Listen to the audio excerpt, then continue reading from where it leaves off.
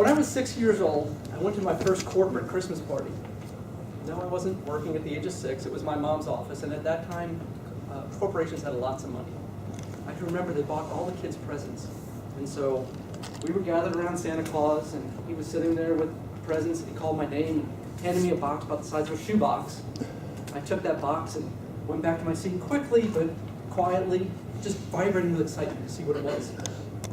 I opened it up, a remote control car. It wasn't a fancy car. I mean, I was 6 years old, so it wasn't one of those that you can go forwards, backwards, left, right, headlights. No, it was a simple car.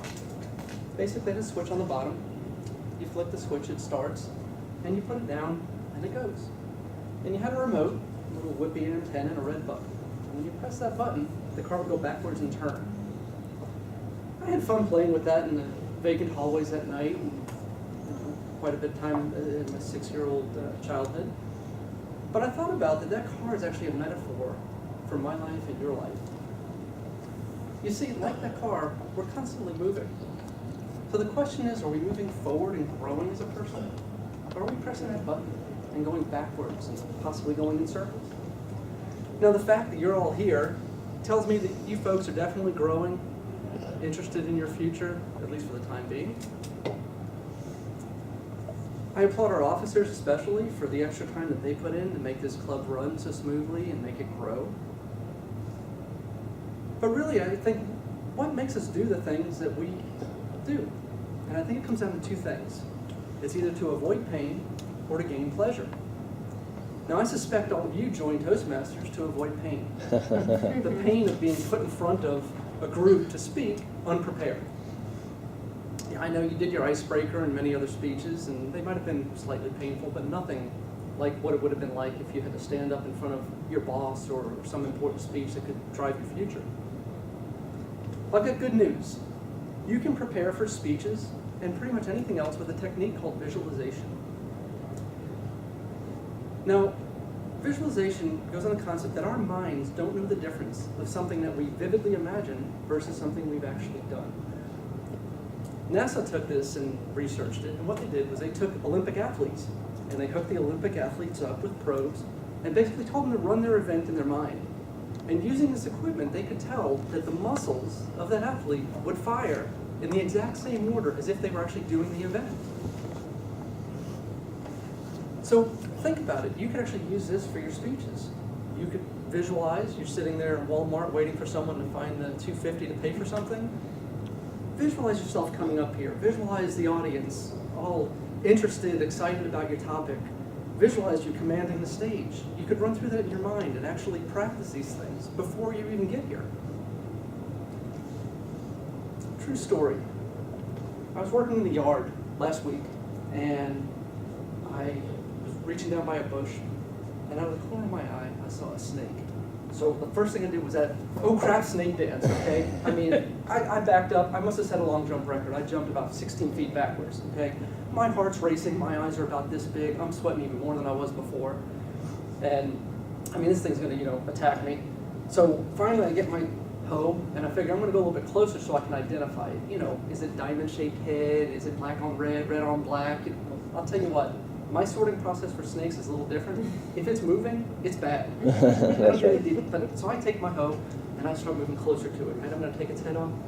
I get about 5 feet away, and it's an S-shaped stick. That was real to me. My body reacted to that snake because I thought it was a snake. So the interesting thing was that my beliefs and my feelings about snakes are what drove and stimulated that type of reaction. All my life, my mom said, stay away from snakes. I hear stories about people that get bit and almost die. Pygmy rattlers are little snakes with super venomous. So I basically reacted that way, where someone that maybe isn't afraid of snakes should have known it was a stick and just, moved on. We tend to filter and see things based on our beliefs, based on our expectations. Each day, each second, we're actually bombarded with 2 million bits of information coming at us. Now, our nervous system would basically fry if we actually took all of this in. So through sorting and filtering, we actually take in 134 bits of information. 2 million coming in, 134 actually being processed by us. So what information actually comes into our bodies? What do we process? It's based on our focus and based on our beliefs. So I want to do an exercise, all right? I want folks to look around the room right now, to yourselves, count how many things you can find here the color black. So look around, everything that's black, and count it to yourself. All right, everything that's the color black. Got a number? Okay. All right, we got pretty good? Okay, Yeah. Now, close your eyes, also to yourself. So close your eyes now, and to yourself, count how many things that are in the room that are the color red. Think about that. How many things are red? When you think you have your number, go ahead and open your eyes. Okay, so how many people came up with 8 things that were red? Pretty good. 5 things? 3? Yeah. Okay, 3 things.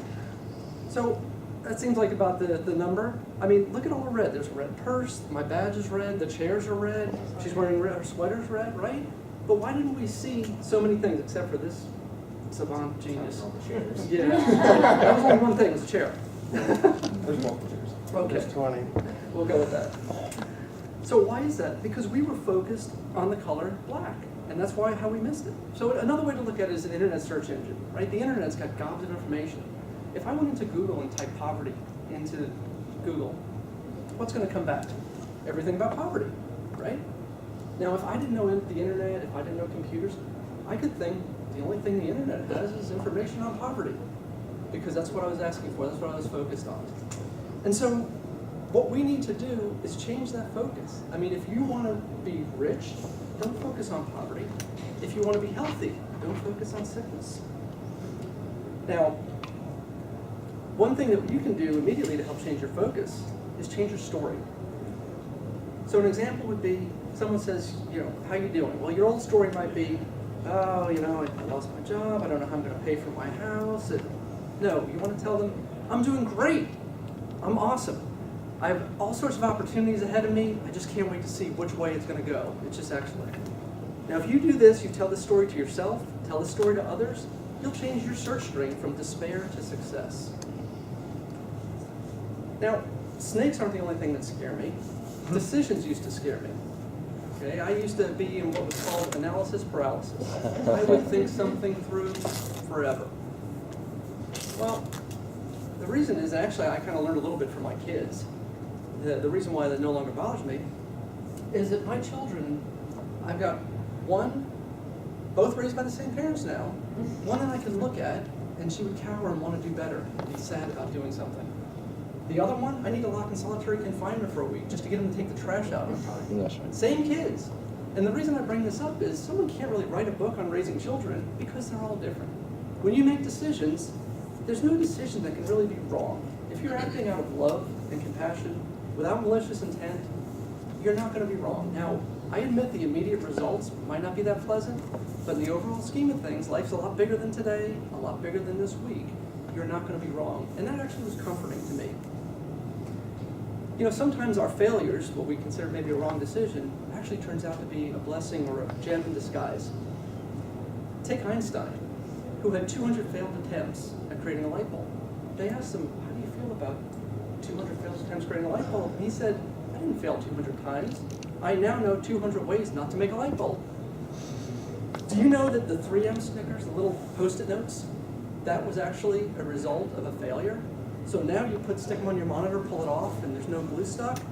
That chemist was actually trying to make a glue that stuck forever. He created this other low-pressure glue, used it internally, and $1 billion idea is born for 3M. Good luck, bad luck, success, failure, it's all part of life. My family and I went whitewater rafting last year. We got in the van, put the rafts behind us, and we drove about 5 miles up the river. The guides put the boats in, and they gave us this little speech saying, listen, this is not Disney. We cannot turn this ride off. When you get on that river, you're going down, one way or another. That's kind of like our lives. That river's moving, and we're going down one way or another. There's rocks along the way. There's beautiful scenery. There's calm water. There's rough water. the end, the campsite where we were trying to get to, that's like our goals. And so, what if I had told the guides and said, you know what, I want immediate gratification, I want to reach my goal? He'd say, well, wait a second. You want me to just throw the raft back on the van, drive it down 100 feet and let you get to the campsite? That doesn't make any sense. So you'd miss the journey, you'd miss the excitement. We need to keep that in mind. We need to keep that in mind when we are too focused on a goal or when things don't go the way we expect, just to realize that. Now my little car eventually ran out of battery power, as we will someday. And think about how far it would get if I wasn't pushing that little red button, making it go backwards. So as you move forward in your journey, I challenge you to realize that one thing, everything is your responsibility, but nothing is your fault. And if you focus on positive things through your life, you will reach the goals that you desire and you'll enjoy doing it in the process.